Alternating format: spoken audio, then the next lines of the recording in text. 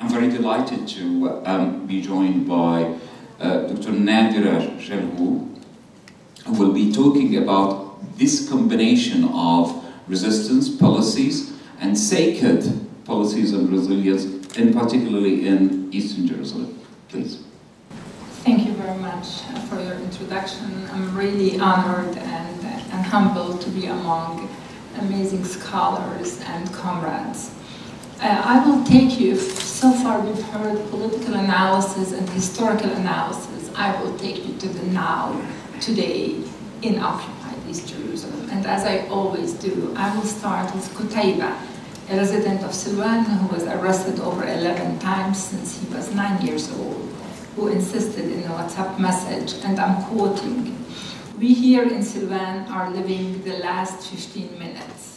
They are acting like a tsunami on the ground, and beneath it, yeah, and look at the beneath it, digging deep, way too deep, Ihali, full Ihali, and we can't keep up, have no address, Yutom Alami, global orphanism, nothing but our hopes, faith, and our resilience."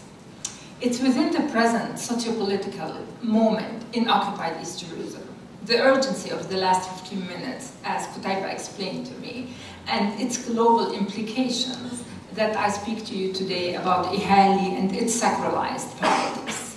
The urgency requires that we disrupt the Ihali of the settler coloniality in the now to center a decolonial future against the global orphanism of the Palestinian cause. Let me start by stressing that the governance of violent sacralized politics had become a major concern, drawing on the everyday aspects of Palestinian life in occupied East Jerusalem. I want to introduce the concept of sacralized politics and sacralized Ihala. Sacralized Ihala, to me, is the manifestation of overwhelm in all its form, physical, socioeconomic, and psychological. Ihali in Arabic means to swarm, to attack from many sides, to crush, to flood, to assault, to beat, to engulf, to knock down, to exhaust, and more, causing major instability. While sacralized politics, as my book with my colleague Nadim Ruhana said, is the practice of appealing to religious claims, religious texts, or religious beliefs to justify and legitimize state politics.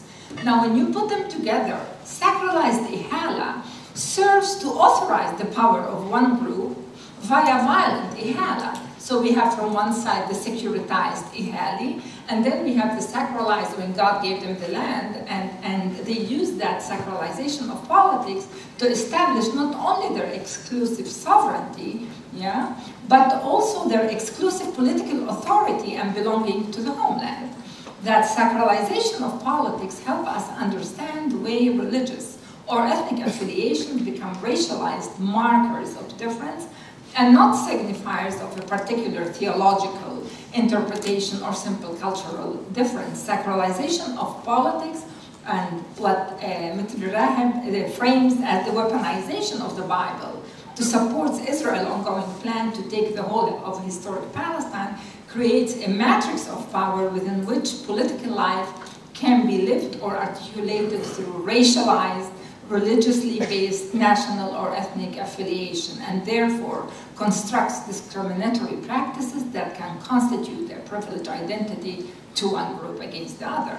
So the deployment of racialized discourse of sacredness and religious distinction serve to reaffirm the politics of religious exclusivity as we see, and as I see from the window of my house in the old city of Jerusalem, where I live. Sacralized politics depends upon particular racialized narrations that frame some as others, confining them in spaces of difference, and we, to them, are ontologically different, yeah? So I am deriving the meanings from sacralized Ihali now, and I will examine bodies and land from the Armenian quarter where I live to Silwan to reveal the everydayness of state violence as a set of connected systems and assemblages that are not interlocking, but rather intersecting, yeah?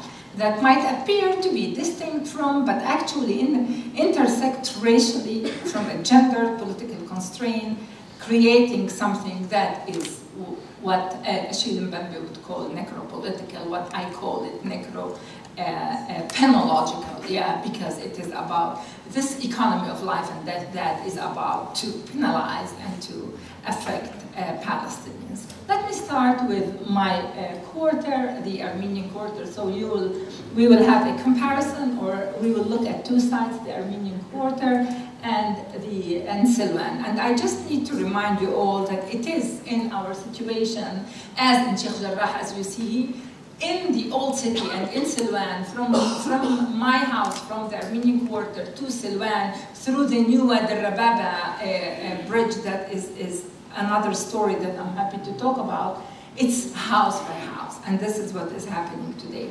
And reminding you all also that Jerusalem is really affected by a major system of discriminatory law and so on, and I won't go there. All I want to say that if you will look at what goes on today in my Jerusalem, you will see that illegal settlements, sales accompanied through state laws and politics, and those are all affecting us in so many ways. So let me start by the Armenian quarter. The hidden brutality was discussed by Maro, a neighbor. An Armenian living in the Armenian quarter talked about their sneaky tactics. And let me quote her. She said, "Israel only wants Jewish presence in the old city. They want to drive us out using sneaky tactics, slowly. And we just learned that there was a deal that will dispossess us of 25% of our land, homes, cultural centers. Even my grandparents' graveyard will be destroyed by their bulldozers here in the Armenian quarter." And this is the reality now. 25% of the Armenian quarter is dispossessed.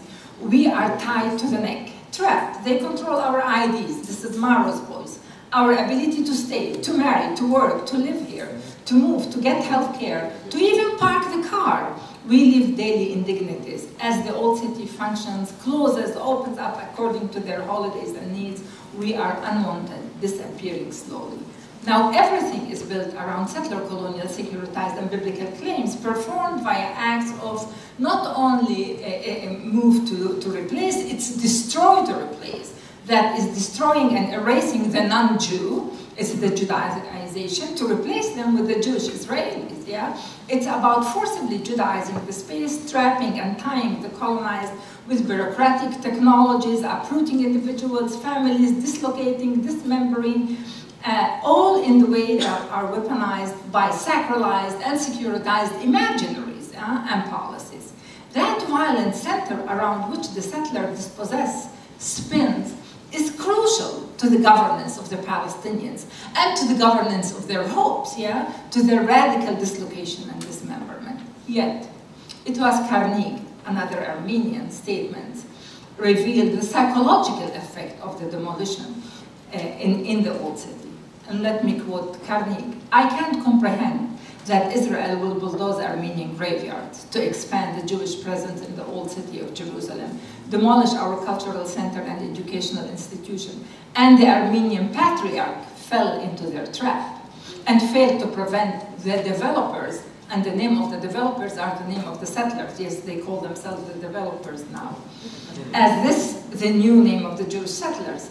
I tried 3 times to commit suicide after hearing about this deadly deal to sell us alive. We are mobilizing the community to resist such a deal, and I feel that the old graveyards with the 130, 140 graves are the only defenders of the Armenian erasure from the old city."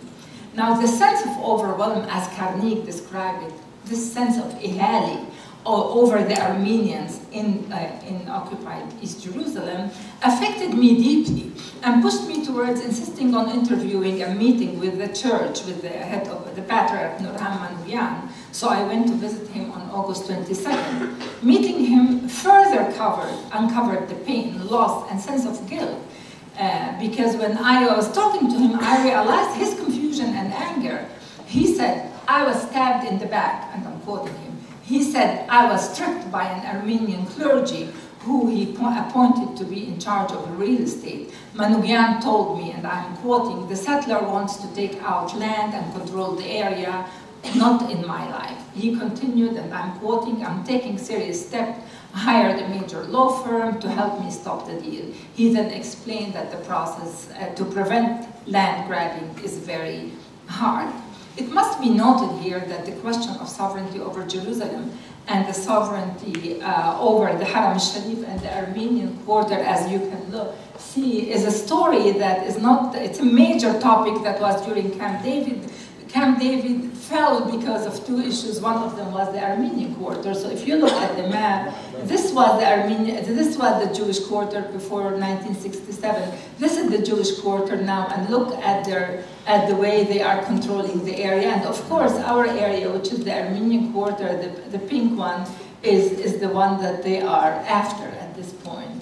This is the Armenian quarter before, and this is the Armenian. And what we see over our walls today is Armenians out, death to the Armenians, as it used to be death to the Arabs, and Jesus is son of a bitch, as it used to be Muhammad is son of a bitch. So this is what we are seeing. So the aesthetics of violence is hard at work in our quarter, of course, pissing in front of our churches and at the entrance of our convent. I don't want to show it, I think that, and this is the new so-called developers that are controlling our sites, yeah?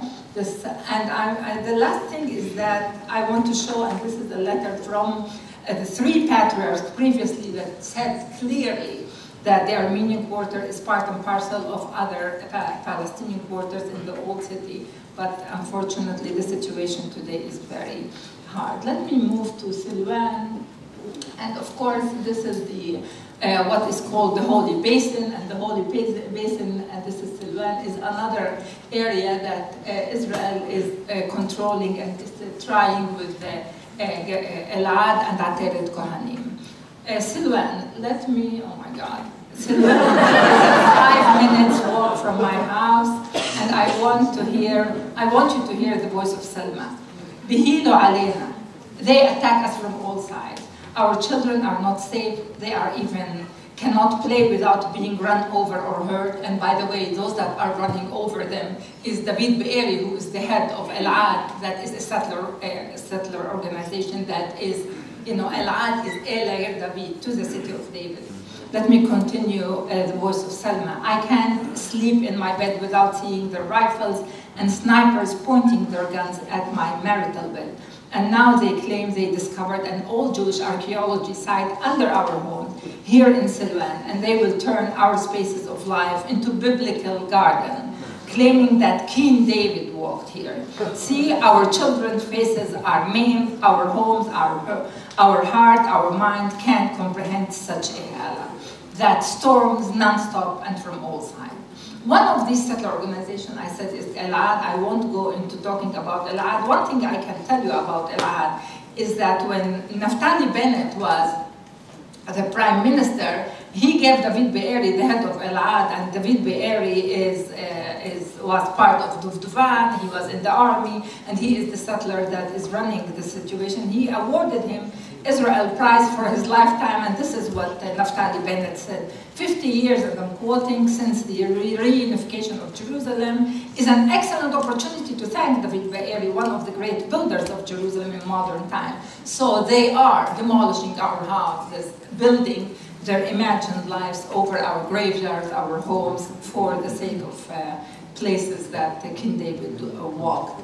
Let me move into, I want to explain more about Silwan, but all I want to say is that just taking you with my, into my slides, because I think that the slides can explain me, and then I'll try to, as you see, in Silwan, in the Armenian quarter, in the old city, in the different quarters, it is the funding. Who is funding those organizations? And Elad has, of course, asked the deputy of register corporation to accept that Elad's donor wants to be known, which is another story. If you look at it, it's private and public collusion of ministries.